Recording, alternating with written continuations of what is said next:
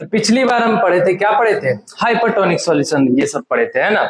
तो hypertonic, isotonic और hypotonic, ये बहुत अच्छे से क्लियर हो गया था सबका, है ना। कोई भी इस चीज में डाउट बचा था, है ना।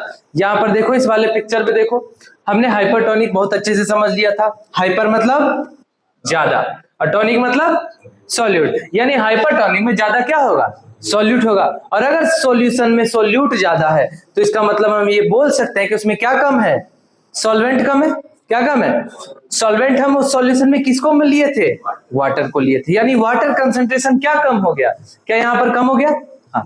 अगर इसको इतना घुमा के नहीं, डायरेक्टली याद किया जाए तो हाइपरटोनिक में ज्यादा सॉल्यूट होगा तो वाटर कंसंट्रेशन कम होगा, ठीक उल्टा, है ना। सॉल्यूट ज्यादा तो वाटर कंसंट्रेशन कम, यानी सॉल्यूशन में वाटर कंसंट्रेशन क्या है? कम। और अगर सॉल्यूशन में हम वाटर कम बोल रहे हैं, इसका मतलब अगर हम सेल डाले हैं तो सेल में क्या होगा? ज्यादा होगा, तभी तो सॉल्यूशन कम है। तो सेल में ज्यादा है और सॉल्यूशन में कम है, तो ज्यादा से कम की ओर, हायर से लोअर कंसंट्रेशन, तो किधर आ जाएगा? सेल से बाहर सारा का सारा वाटर लगभग, है ना, बाहर आने लगेगा। और जब बाहर आने लगेगा तो क्या बोल देंगे उस प्रोसेस को? एक्सोस्मोसिस। क्या बोल देंगे?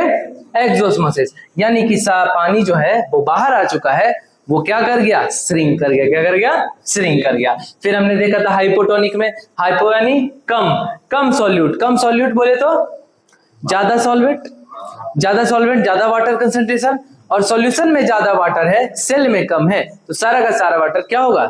सारा नहीं, है ना, कुछ वाटर क्या होगा? सेल में एंटर कर जाएगा। और उसी प्रोसेस को क्या बोल रहे हैं हम? एंडोस्मोसिस। क्या बोल रहे हैं? एंडोस्मोसिस।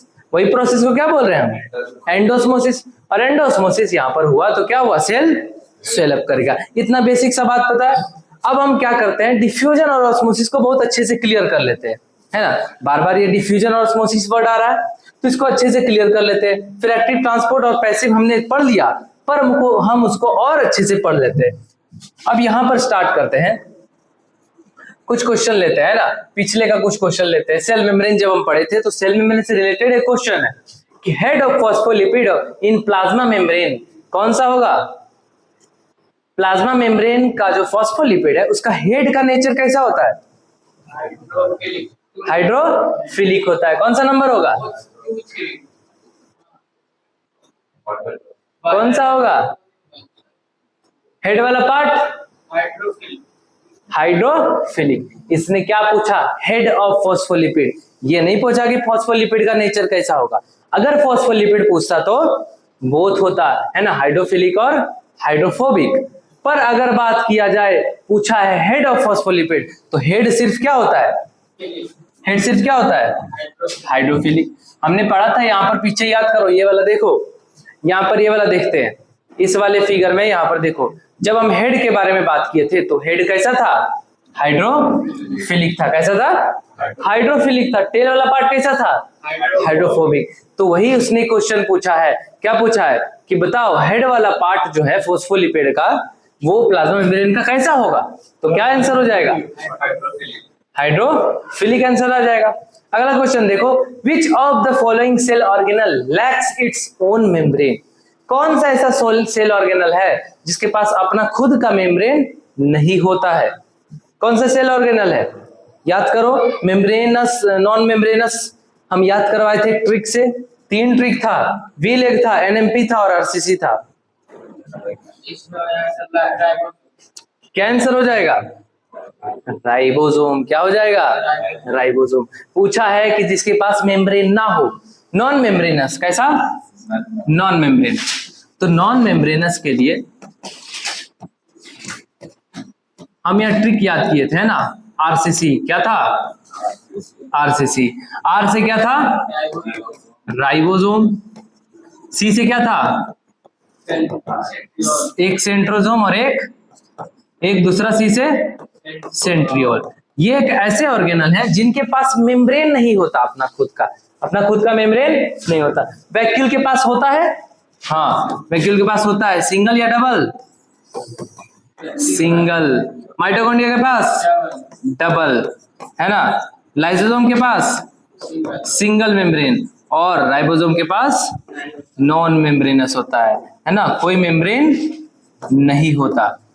तो आंसर क्या हो जाएगा हमारा? राइबोसोम हो जाएगा। यहां तक बात क्लियर है।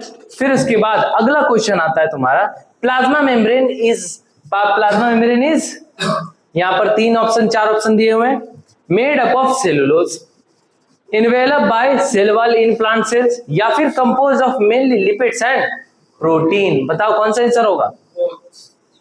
बोथ 2 and 3 देख लेते हैं। सबसे पहला मेड अप ऑफ सेलुलोज, ये कट गया पहले ही, क्योंकि हम जानते हैं ये सेलुलोज का क्या बना होता है? सेल वॉल बना होता है सेलुलोज का। किसका बना होता है? Cell wall. और वो प्लांट का, किसका? प्लांट का। ठीक है, पर यहां पर ये तो ऑप्शन गलत हो गया। फिर दूसरा देखते हैं, envelope by cell wall in plant cell. हाँ, ये बात तो कंफर्म है, क्योंकि प्लाज्मा मेम्ब्रेन के बाहर क्या होता है? Cell wall. क्या होता है? Cell wall. और वो प्लांट सेल में ऐसा होता है, तो ये आंसर सही हो सकता है। तीसरा बोला है composed of mainly lipids and protein. हम अभी कुछ देर पहले पढ़े हैं प्लाज्मा मेम्ब्रेन यानी सेल मेम्ब्रेन, जिसमें कि क्या किस स्ट्रक्चर से बना होता है? फॉस्फोलिपिड बाइलेयर स्ट्रक्चर से बना होता है। तो सिंपल सी बात है, ये फॉस्फोलिपिड यानी प्रोटीन भी रहेगा और लिपिड भी रहेगा, है ना, फॉस्फोरस भी रहेगा। पर हमने देखा था इंटीग्रल नाम से प्रोटीन भी आया था, तो यानी लिपिड वाला बात भी सही और प्रोटीन वाला बात है। तो may compose of mainly lipids and protein. तो क्या आंसर हो जाएगा? 4th नंबर हो जाएगा। क्या हो जाएगा? 4th नंबर हो जाएगा। फिर उसके बाद ये तीनों क्वेश्चन को नोट कर लो, है ना। उसके बाद हम फिर आगे बढ़ेंगे ये तीनों क्वेश्चन को। ये वाला क्वेश्चन नोट कर लो, उसके बाद ये क्वेश्चन को नोट कर लो वीडियो पॉज करके, उसके बाद ये वाला क्वेश्चन को नोट कर लो।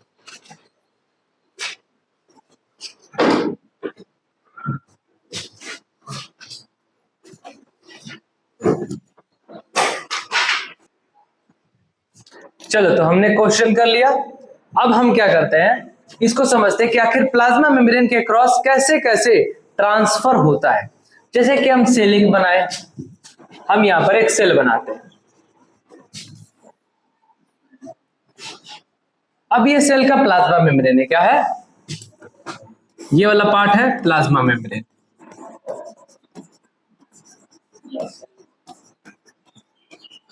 हम अभी नॉर्मल सेल के बारे में बात करते हैं जिसके पास सेल वॉल नहीं है, ठीक है।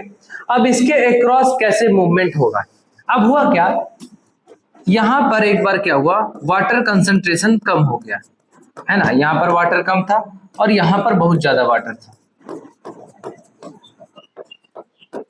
यहां पर बहुत ज्यादा वाटर प्रेजेंट है ना, वाटर यहां बहुत ज्यादा प्रेजेंट है। अब तुम देखो यहां पर, अगर वाटर ज्यादा प्रेजेंट है यानी कि इसका कंसंट्रेशन क्या है? ज्यादा है, हायर कंसंट्रेशन। और इधर क्या है? Low concentration. क्या है? Low concentration. जब भी ऐसा केस बनेगा, हायर वाला लोअर वाला केस बनेगा, तो हमेशा हायर से लोअर की ओर जाएगा। तो यानी कि जो भी वाटर है ये स्टार्ट कर जाएगा इधर सेल के अंदर मूव होना। क्या हो जाएगा? सेल के अंदर मूव होना। यानी इसी प्रोसेस को हम क्या बोल देंगे? एंडो ऑस्मोसिस, है ना, एंडोस्मोसिस बोल देंगे। क्या बोल देंगे? एंडोस्मोसिस। तो जब ऐसा चीज हो कैसे रहा है, सबसे पहली बात ये चीज हो कैसे रहा है, तो प्लाज्मा मेम्ब्रेन ऐसा कोई दीवार जैसा स्ट्रक्चर नहीं होता, एक जेली टाइप का एक, है ना, आर पार जाने वाला स्ट्रक्चर होता है। कभी ऐसा वीडियो में दिखाए भी थे, है ना, अभी नहीं दिखा सकते वरना फिर दिखा देते, इसमें नेट का भी दिक्कत चल रहा है। तो हम क्या वो उसमें दिखाएंगे तो पता चलेगा। ये जो बॉल लाइक स्ट्रक्चर है, जेली जेली सा स्ट्रक्चर होता है, इसके ऐसे अंदर घुसता है और आर पार पूरी तरह से चला जाता है ना। थोड़ा सा प्लाज्मा प्लाज्मा टाइप का स्ट्रक्चर होता है, इसका नाम है इसलिए प्लाज्मा मेम्ब्रेन। क्या नाम है? प्लाज्मा। इसके आर पार चला जाता है। तो वही क्या करेगा, वाटर मॉलिक्यूल्स धीरे धीरे क्या होता है, अंदर आना शुरू कर देता है। देखता है वाटर बाहर ज्यादा है, हायर कंसंट्रेशन है, और अंदर कम है, तो ऑटोमेटिक आर पार जाना शुरू कर देता है। और जब आर पार जाना यहाँ पर शुरू कर देता है तो इसी प्रोसेस को क्या बोल देते हैं? एंडोस्मोसिस। और कभी क्या होगा, मान लो हम किसी आयंस के बारे में बात किए, किसके बारे में? आयंस के बारे में बात किए। हमने बात कर लिया क्या? सोडियम के बारे में। किसके बारे में? सोडियम। तो बोला कि यहाँ पर सोडियम क्या है? ज्यादा है। सोडियम क्या है? ज्यादा है। और बाहर सोडियम क्या है? कम है, लो कंसंट्रेशन। सोडियम का क्या है? सोडियम लो है और अंदर क्या है, सोडियम हाई है, सोडियम। अब होगा क्या, अंदर ज्यादा है बाहर कम है, तो फिर से यहां पर क्या प्रोसेस होने लगेगा, हायर से लोअर और अंदर से बाहर निकल जाएगा। इस प्रोसेस क्या बोलेंगे, क्या एंडोस्मोसिस बोलेंगे, नहीं। एंडोस्मोसिस तब बोलते हैं या एक्सोस्मोसिस तब बोलते हैं जब सिर्फ और सिर्फ वाटर का हो रहा हो। क्या इसमें वाटर का हो रहा है, नहीं। क्या इसमें वाटर का हो रहा है, नहीं, तो इसको बोलेंगे एक्सोसाइटोसिस, है ना, इसको बोलेंगे एक्सोसाइटोसिस। पढ़ेंगे दोबारा, चिंता नहीं करना है क्या होता है एक्सोसाइटोसिस है, एंडोसाइटोसिस नीचे दोबारा है। पर यहां अगर वाटर का ही ट्रांसपोर्ट हो तभी हम ऑस्मोसिस लगा सकते हैं, सिर्फ वाटर का हो। अभी डिफ्यूजन और ऑस्मोसिस पूरी तरह से क्लियर कर लेंगे, फिर ये कंफ्यूजन एकदम नहीं बचेगा। बस बेसिक सा बात समझ लिया, कैसे कैसे यहाँ पर ट्रांसपोर्ट हो रहा है। वो इसने पूछा how does movement of substances takes place across plasma membrane. आखिर प्लाज्मा मेम्ब्रेन के अक्रॉस क्या होता है, कैसे कैसे ट्रांसपोर्ट होता है, वो हम देखेंगे।